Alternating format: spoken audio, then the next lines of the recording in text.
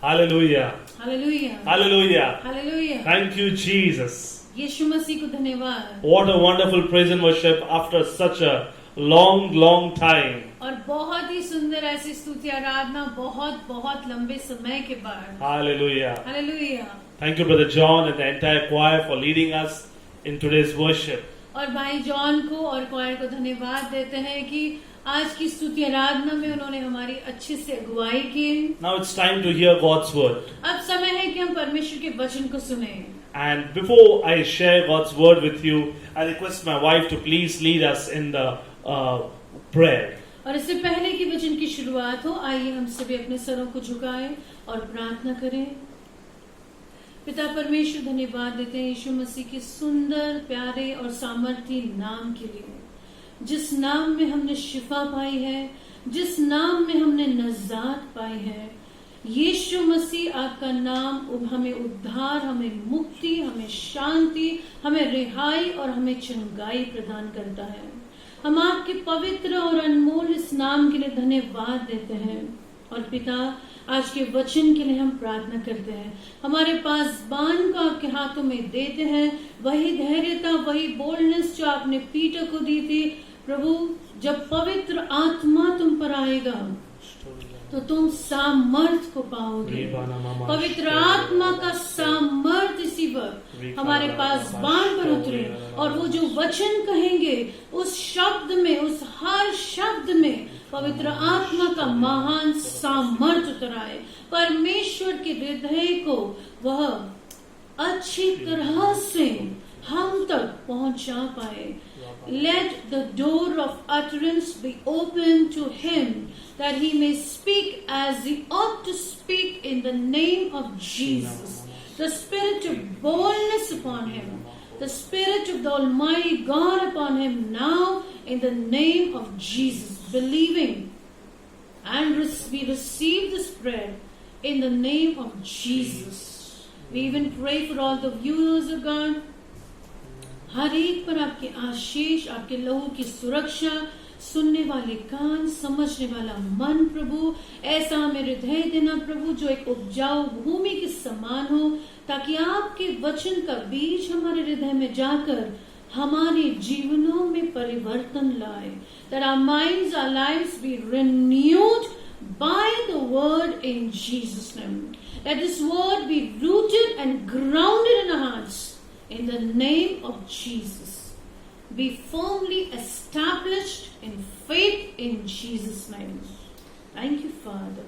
In Jesus' name we ask. Amen. Amen. Thank you, Jaya. Thank you so much.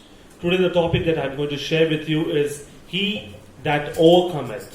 आज का जो शीर्षक है वो यह है, वह जो जय पाता है. And we see in the book of Revelation, Christ is giving a message to the church of exhortation, warning and edification. प्रकाशित वाक्य की पुस्तक में हम देखते हैं कि प्रभु हमारे जो कलीसिया हैं, जो हम हैं, उन्हें 3 प्रकार के संदेश देते हैं. एक है बढ़ोतरी का, एक है चेतावनी का और एक है उत्साहित करने का. And the first thing that we see in all the churches that Jesus speaks is, I know your works. और पहली बात जो यीशु मसीह कलीसिया से कहते हैं कि मैं तुम्हारे कार्यों को जानता हूँ. Every church that Jesus is speaking, He's saying to the church, I know your works. हर कलीसिया जिसे यीशु मसीह उल्लेख दे रहे हैं या बात कर रहे हैं, उनसे हर कलीसिया से पहला शब्द यीशु मसीह का क्या है? मैं तुम्हारे कार्यों को जानता हूँ. The Lord knows the work of individual and even the corporate as a church. मैं आपके व्यक्तिगत कार्य को जानता हूँ और आप जो एक साथ मिलकर कर रहे हैं उस कार्य को जानता हूँ. Here Jesus is not speaking to the Gentiles, but Jesus is speaking to His own bride, that is the church. और यीशु मसीह अन्य जाति से बात नहीं कर रहे हैं, पर यीशु मसीह यहाँ पर अपनी दुल्हन यानी कि कलीसिया से बातचीत कर रहे हैं. God knows your works, whether they are acceptable or unacceptable before Him. यीशु मसीह जानते हैं कि आप जो कार्य कर रहे हैं वे उनके सामने ग्रहण योग्य है या नहीं। And everyone's work is known by God and is made open before Him. हर एक का कार्य परमेश्वर जानते हैं और हर एक का कार्य परमेश्वर के सामने एक खुली किताब है। Church, listen very carefully. Our works are evaluated. और याद रखिए कलीसिया, हम जो भी कार्य प्रभु के लिए कर रहे हैं उसे तोला जाएगा। Those works are accurately documented. और उस हर कार्य का मान लीजिए जैसे कि कागजात रूप में हिसाब किया जाएगा। And these work that we do on this earth form a book of records that will be used on the last day, on the judgment day. और हम जो भी कार्य परमेश्वर के लिए कर रहे हैं उसकी एक किताब है जहाँ पर आपका हर कार्य लिखा हुआ है और न्याय के दिन वह पुस्तक खुली जाएगी। And these works that we do will determine whether our names are written in the Lamb's Book of Life or no. और यह कार्य जो हम कर रहे हैं उसके ऊपर निर्धारित होगा कि हमारा नाम जीवन के मेमने की पुस्तक में है या नहीं। Church, are we living our lives in faithfulness, in obedience, in holiness, and following the commandments of the Lord and walking in that narrow path faithfully? क्या हम कलीसिया जो कार्य कर रहे हैं उसमें वफादार हैं, ईमानदार हैं और हर एक कार्य को हम अच्छी रीति से निभा रहे हैं? Are our motives clean? उस कार्य के पीछे क्या जो हमारे इरादे हैं वो सही हैं? Are they genuine and with a pure intentions, or is there any selfish interest that is not giving God the glory? वो इरादे क्या पवित्र हैं या वो स्वार्थी हैं? वो परमेश्वर की महिमा के लिए हैं या खुद की महिमा के लिए हैं? Are we walking in peace with our own selves and the people who are around us, or are we living a life in strife, in hatred and full of chaos? क्या हम अपने जीवन को शांतिमय रूप से बिता रहे हैं या हमारे इर्द गिर्द बहुत ही झगड़े हैं और हम बिल्कुल नफरत में जी रहे हैं और एक ऐसे वातावरण में हैं जहां पर कोलाहल है?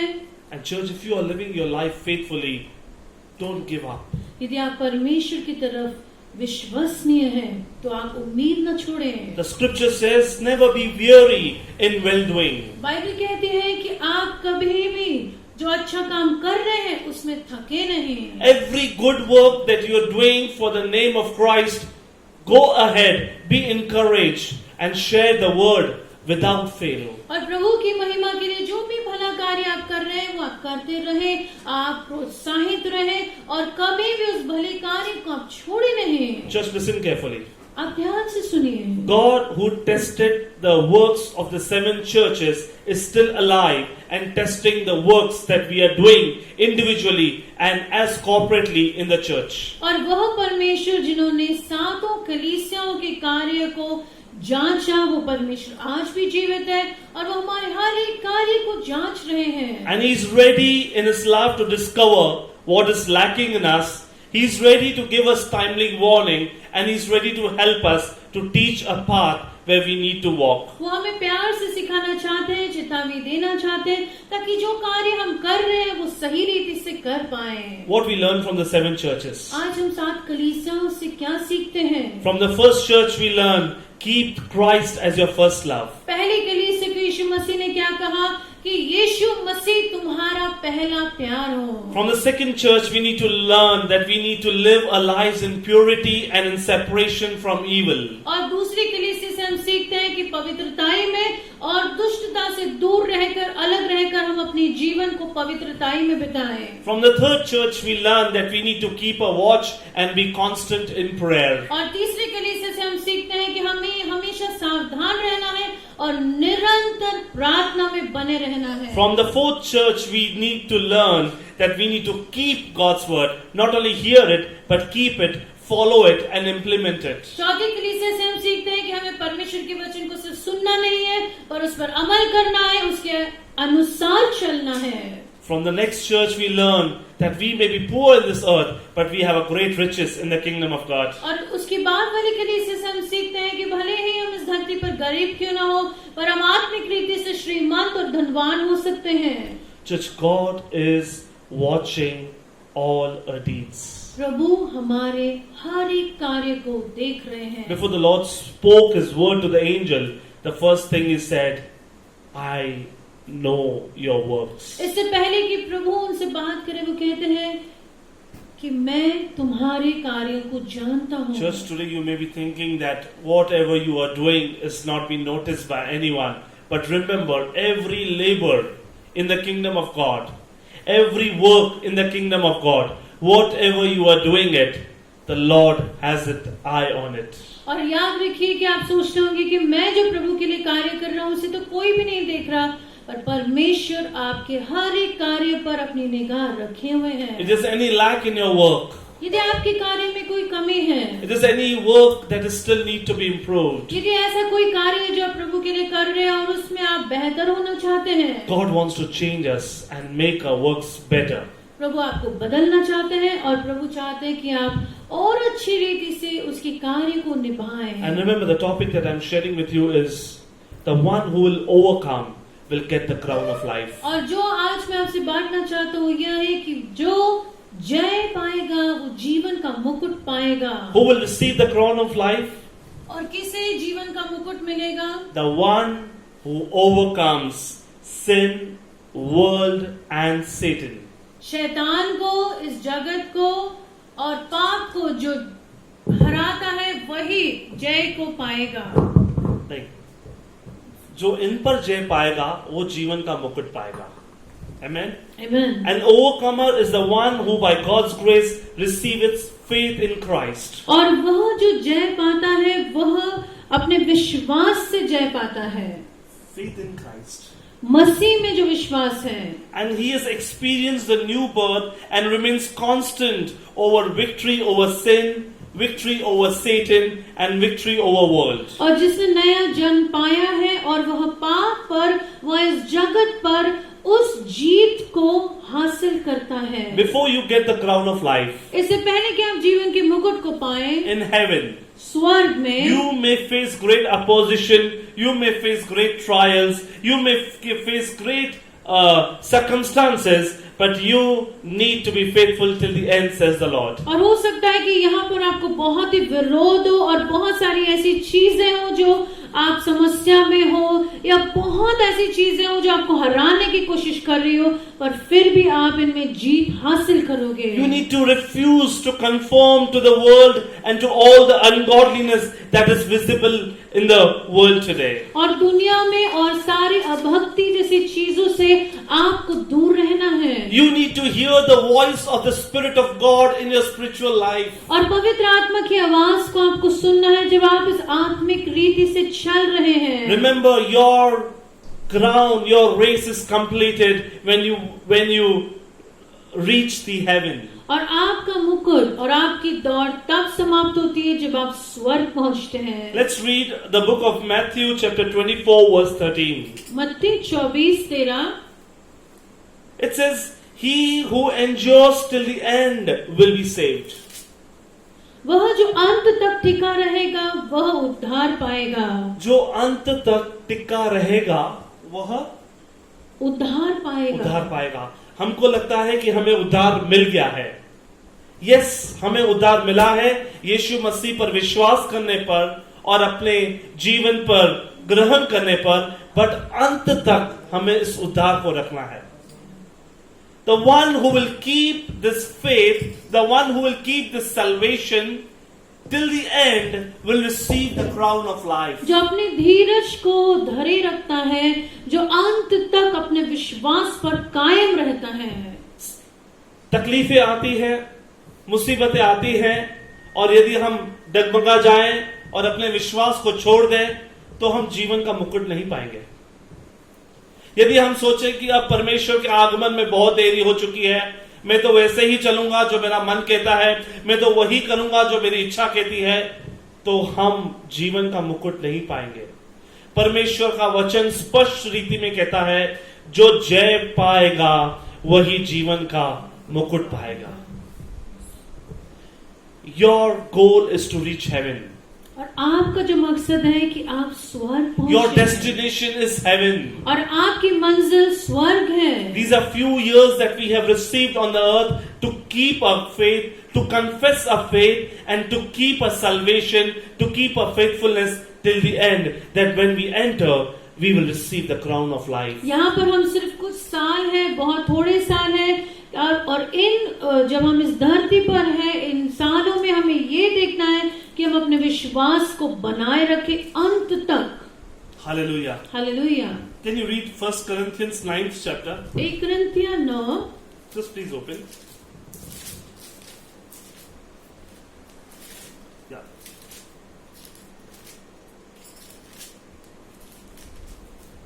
From 24, 25, 26. Can you read please in Hindi? 1 Corinthians 9:24। क्या तुम नहीं जानते कि दौड़ में तो दौड़ते सभी हैं, परंतु इनाम तो एक ही को मिलता है। परमेश्वर चाहता है कि आप केवल न दौड़े पर आप उस इनाम को पाए। आमीन। तुम वैसे ही दौड़ो कि जीतो। परमेश्वर कहता है तुम ऐसी विश्वास के दौड़ में दौड़ो कि तुम उस दौड़ में जीतो। हर एक पहलवान सब प्रकार का संयम करता है। वे तो एक मुरझाने वाले मुकुट को पाने के लिए यह सब करते हैं, परंतु हम तो उस मुकुट के लिए करते हैं जो मुरझाता नहीं है। The crown of glory will never fade. What the Lord is going to give you a eternal life. महिमा का मुकुट, सार्वकालिक जीवन जो परमेश्वर आपको देंगे, वह मुकुट कभी भी मुरझाएगा नहीं You है। have to work, you have to labor for the eternal life. और आपको उस अनंत काल के जीवन के लिए और आपको उस मुकुट के लिए मेहनत करनी है। The next verse है, इसलिए मैं तो इसी रीति से दौड़ता हूँ, परंतु लक्ष्यहीन नहीं। मैं भी इसी रीति से मुक्कों से लड़ता हूँ, परंतु उसके समान नहीं जो हवा पीटता हुआ लड़ता है। the next. परंतु मैं अपनी देह को मारता, कूटता और वश में लाता हूँ, ऐसा न हो कि औरों को प्रचार करके मैं आप ही किसी रीति से निकम्मा ठहरूं। Hallelujah.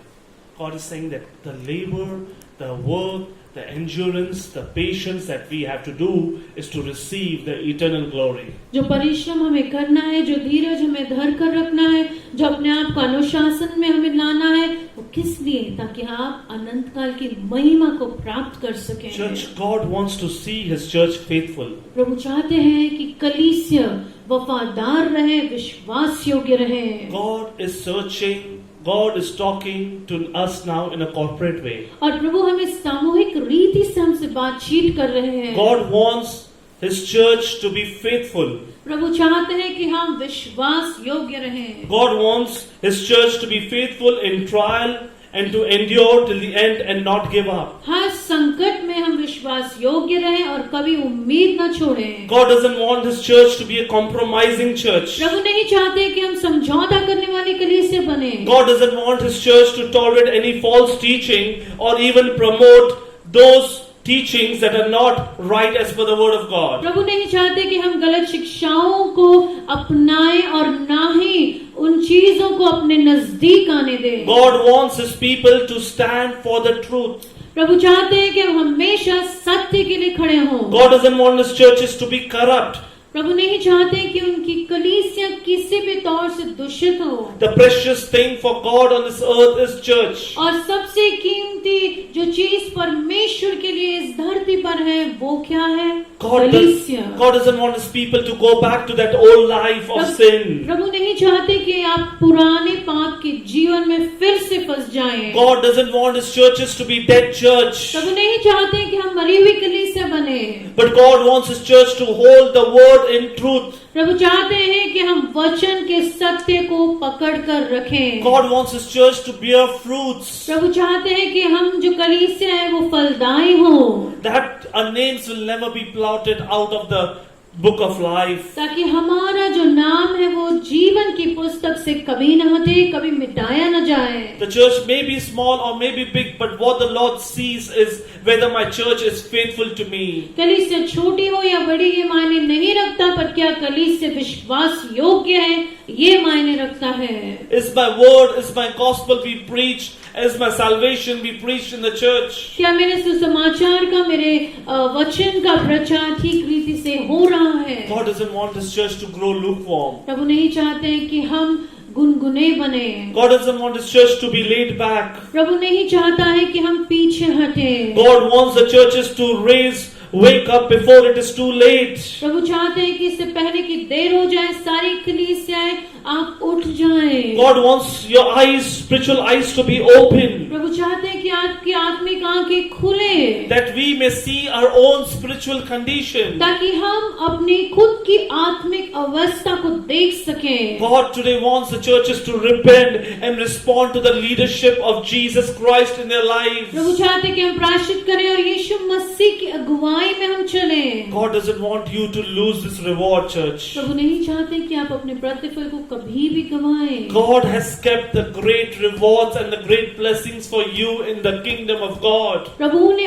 आपके लिए महान आशीषें और महान प्रतिफल रखे हैं। But God wants you to make you an overcomer. प्रभु चाहते हैं कि आप जय पाने वाले बने। The one who will overcome will get the crown. वह जो जीत कर निकलता है वह अपने मुकुट को पाएगा। Revelation 21:7 says, प्रकाशित वाक्य 21:7 कहता है, He that overcometh shall inherit all things. वह जो जय पाएगा वो सारी चीजों का वारिस बनेगा। You will inherit everything in the kingdom of God if you overcome the powers of darkness and every evil weaknesses on this earth. Then you will inherit the great things in heaven. आप परमेश्वर के राज्य की सारी विरासत को प्राप्त करेंगे जब आप इस धरती के सारे अंधकार के कार्यों को और अपनी कमजोरियों पर आप जय पाओगे। He says, when you will overcome, I will be your God and you will be my child. मैं तुम्हारा परमेश्वर रहूंगा और आप मेरी संतान। 1 John 5, 5th chapter, 4th and 5th verse says, 1 यूहन्ना 5, 4 और 5वीं आयत कहती है, Whatsoever is born of God वह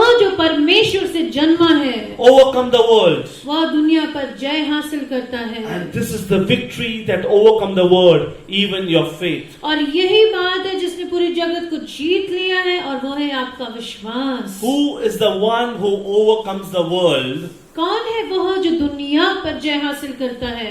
He that believes on the Jesus that he is the Son of God. वह जो विश्वास करता है कि यीशु मसीह परमेश्वर के पुत्र हैं। And if you are born of God, you will overcome. और यदि आप परमेश्वर से जन्मे हैं तो यकीनन आप उभर कर निकलेंगे। Just listen, believing in Jesus is the key to be born again. और यीशु मसीह में विश्वास करना नया जन्म पाना है। And the key to victory is your faith. और आपकी जो चाबी है ताकि आप जीत पाए वो चाबी है आपका विश्वास। In this walk as a believer, as a Christian, you will have difficulties. और जैसे आप विश्वासी हैं आपके इस विश्वासी जीवन में बहुत सारी कठिनाइयां आएंगी। You will go through challenges. और बहुत सारी चुनौतियां आएंगी। You will go through very tough times. और बहुत सारे ऐसे संकट के समय आएंगे। You may go through sorrows, you may go through perplexities, you may go through failures, you may go through discouragements. दुख, उलझन, हार और बहुत सारे संकटों से आप गुजर सकते हैं। There may be discouragements and frustrations. आप निराश हो सकते हैं, आप हताश हो सकते हैं। But God is speaking to you, keep your